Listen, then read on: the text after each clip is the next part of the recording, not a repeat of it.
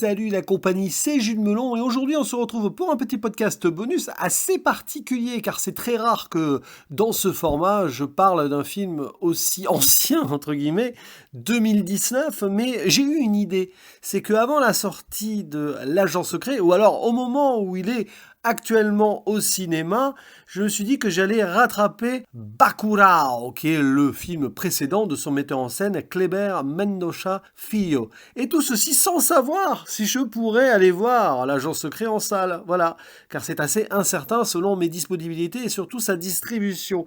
Alors, au pire, voilà mon avis sur son film précédent qui avait été assez salué à Cannes.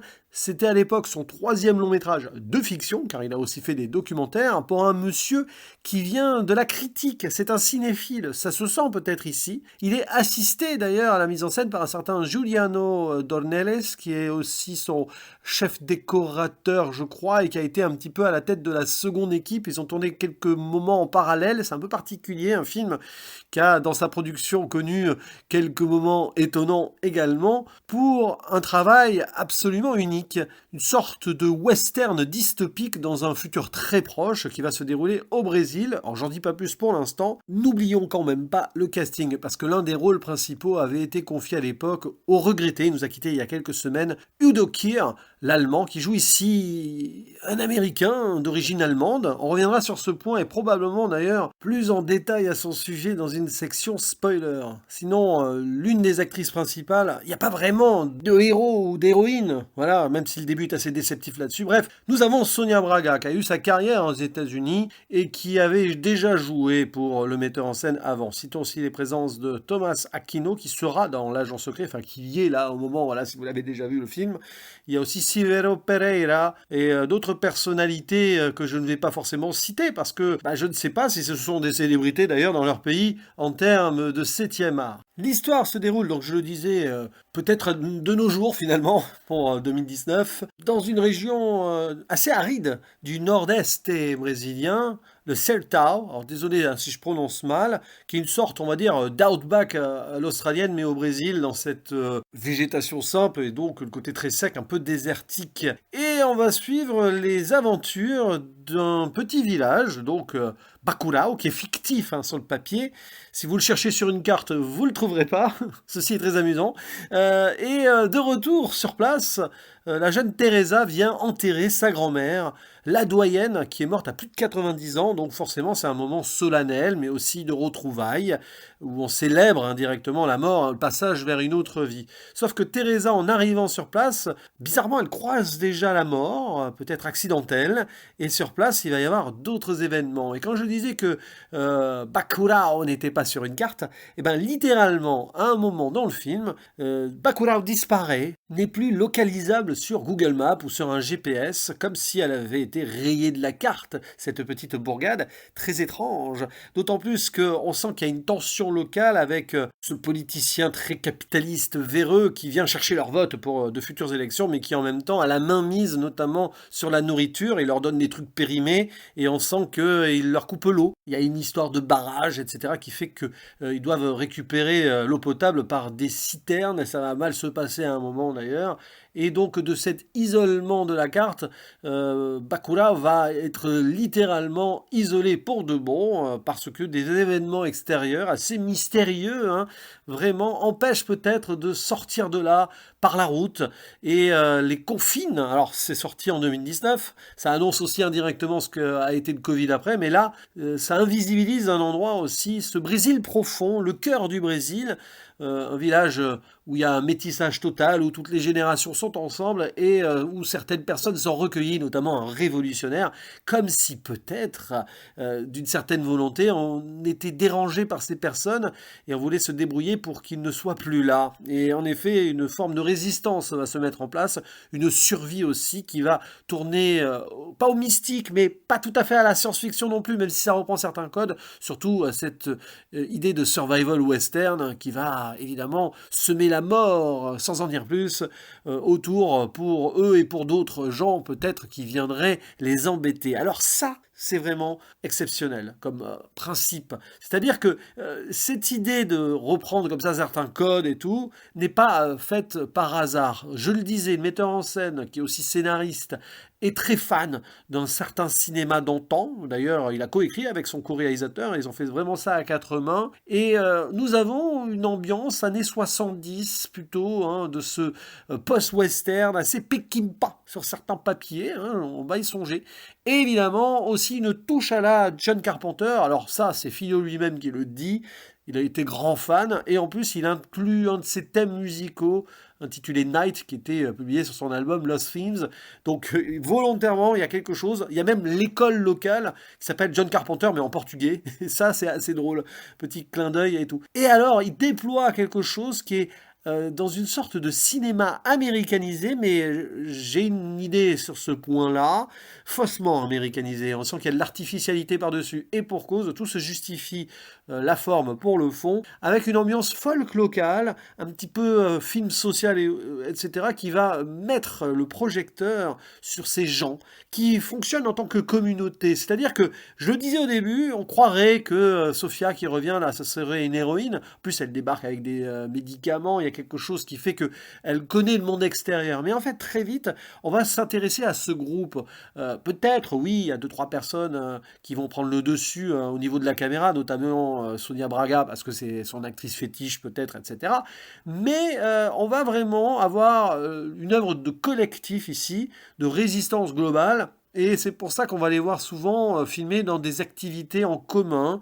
Et même d'ailleurs, la caméra vient chercher cette communauté-là en dehors des sentiers battus.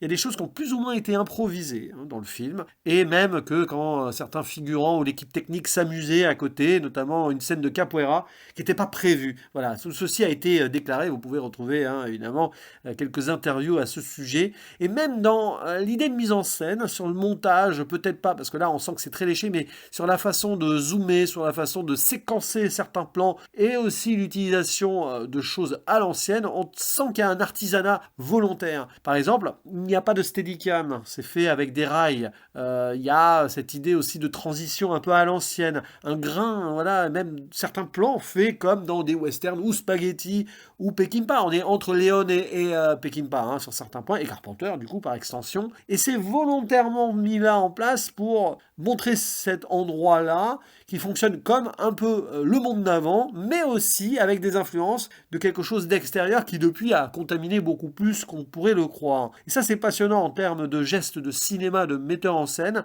c'est-à-dire qu'il arrive à allier cela et qui fait monter ainsi cette menace, avec la BO qui va avec, hein. Soit c'est un peu électro, donc un peu Carpenter, un peu comme ça, il y a même un morceau de Spandau Ballet à un moment très précis vers la fin du film, soit c'est du folk brésilien qu'on entend quand on est plus proche de la population.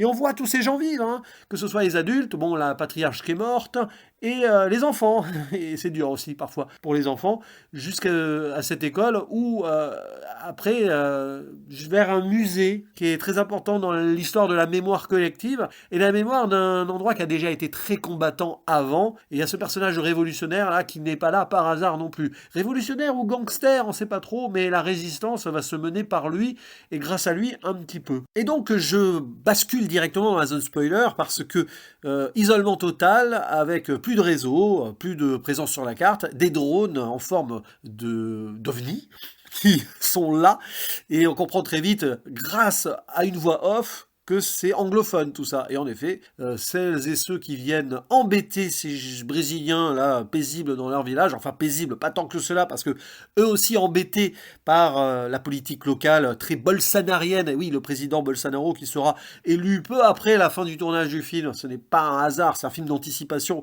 presque voulu. Bref, cette idée qu'il y a des Américains autour, c'est eux qui ont brouillé et tout, pour en fait utiliser ces villageois comme des proies, pour une sorte de mission qui a l'air d'être un jeu, on ne sait pas. Nous avons des Américains de divers horizons qui ont été réunis là, sous la houlette d'un Américain d'origine allemande qui est là depuis 40 ans, qui est peut-être plus américain que certains Américains qui sont là. Il le dit, hein, c'est très étrange. À un moment, il se fait traiter de nazi et puis il le rembarre très vite, celui qui est là sous ses ordres, entre guillemets. Et en gros, il joue. Voilà, et dès qu'il tue quelqu'un, ils ont des points et on ne sait pas trop si c'est une forme de, je sais pas, de purge, de chasse, on peut penser au conte, Les Chasses du comte Zaroff, on peut penser à The Hunt aussi, un film un peu plus limité, hein, sorti récemment parce que, étant un petit peu apolitique, et c'est toujours un peu dangereux, là on sent qu'il y a quand même quelque chose au frontal. Bacurau, c'est un film qui dénonce le colonialisme américain, donc le post-colonialisme, et qu'ils viennent ici récupérer des gens invisibilisés par leur propre pays, d'ailleurs par les dominants qui se sont peut-être facilement soumis à l'Amérique. Il faut savoir à l'époque que le Brésil, avait eu des présidents de gauche, notamment Dilma Rousseff, mais qui avait été destitué et remplacé par une sorte de centriste mou qui a indirectement propulsé Bolsonaro au pouvoir. Toute ressemblance avec d'autres pays ne serait que hasardeuse, allez savoir. Non, mais cette idée que le Brésil perd son identité peut-être, mais aussi perd contact avec son cœur. Et là, on est en plein cœur d'un Brésil qui vient donc être perturbé, et des gens avec un cynisme absolu qui viennent juste tuer pour leur plaisir, pour assouvir leurs pulsions, peut-être pas faire ça chez eux, parce qu'on sait que les Américains avec les armes, c'est compliqué. Et c'est terrifiant. C'est-à-dire qu'on est dans une dystopie, c'est pas si fou que ça. Bon, c'est pas Punishment Park aussi, mais j'ai envie d'y penser. Et il n'y a pas de science-fiction en tant que telle. À un moment, donc, on voit cet ovni drone, on pourrait imaginer que, mais très vite, c'est déceptif. Comme cette idée d'avoir une héroïne, peut-être au début, qui serait là, et le personnage principal. Non, non, non. Et derrière, après, c'est un film d'ambiance et d'atmosphère où il se passe des choses, et la violence est là. Donc, Peckinpah, bien sûr, il y a l'affrontement final, presque jeu vidéo, presque sniper, qui va même aller dans ce musée où il y a le révolutionnaire qui va couper des têtes.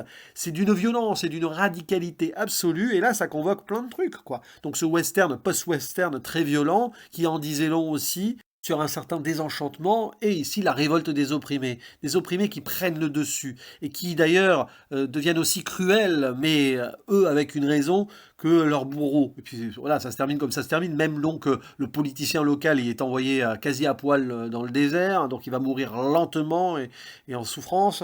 Le chef américain d'origine allemande, donc brillamment interprété par Udo Kier, va être enfermé vivant et enterré vivant dans une sorte de truc là. D'ailleurs, les derniers mots sont glaciales, dans le sens où ce n'est que le début, ce n'est pas fini, oui, ben oui, c'est pas comme ça malheureusement, là ils ont peut-être survécu ces gens, mais que ça réglera le problème si d'autres Américains débarquent, et de toute façon, voilà. Ça fait froid dans le dos, et en effet, dans le contexte social brésilien politique, c'est un film qui est très intense, et le fait qu'ils reprennent donc ces codes western américains avec une forme de old school, voilà, années 70, etc., eh bien, cette artificialité d'invasion, même dans le cinéma de Fiola, est géniale, parce qu'il s'en sert, et ça colle parfaitement, ce qui fait d'ailleurs que c'est un film hybride, et parfois un peu bancal dans sa radicalité, mais c'est totalement nécessaire, et du coup c'est très très bien. Je ferme la zone spoiler, je suis vraiment content d'avoir vu ce Bacurau, et du coup ça peut me consoler si jamais je ne peux pas voir l'agent secret au cinéma. De toute façon, vous serez très vite au courant là sur la chaîne, hein. Si vous voyez pas de vidéo sur ce film d'ici la fin de l'année, c'est que je l'ai raté. Sinon, j'en parlerai peut-être dans la foulée ou la veille, allez savoir. Mon planning est un petit peu varié et variable selon aussi mon humeur et selon ce que j'ai envie de mettre en avant et ce que je peux surtout enregistrer à temps. Mais ce qui est certain, c'est que même si peut-être, voilà, vous n'avez pas l'agent secret chez vous, croisons les doigts pour qu'il soit quand même très bien distribué, eh bien au moins vous avez celui-ci. Au pire, l'agent secret, ce sera vu plus tard. Ce qui serait dommage parce que visiblement, Wagner Maura, l'acteur principal, est l'un des favoris pour les Oscars. Il a déjà été primé un peu partout, donc j'aimerais quand même bien le voir au cinéma. Mais vous vous rendez compte, 2h40, alors qu'il y a eu Avatar aussi cette semaine, 3h15. C'est épuisant, hein, parfois, d'aimer le cinéma et de se mobiliser pour ses sorties en salle. Bref, n'hésitez pas à dire en commentaire ce que vous pensez donc de ce Bacurau, qui veut dire engoulevent d'ailleurs en portugais, un oiseau de nuit. L'oiseau de nuit qui se réveille un moment et qui décide de résister à la lumière du jour. Est-ce cela le message? Allez, je vous laisse là-dessus et je vous dis à la prochaine. Ciao.